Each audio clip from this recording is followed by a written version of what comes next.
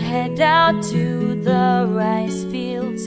I work all day in the hot sun, and I'm starting to feel the aches.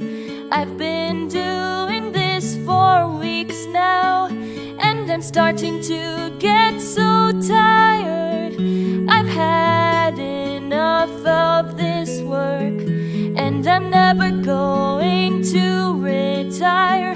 The other farmers work hard too, but they don't complain like me. I guess I'm just getting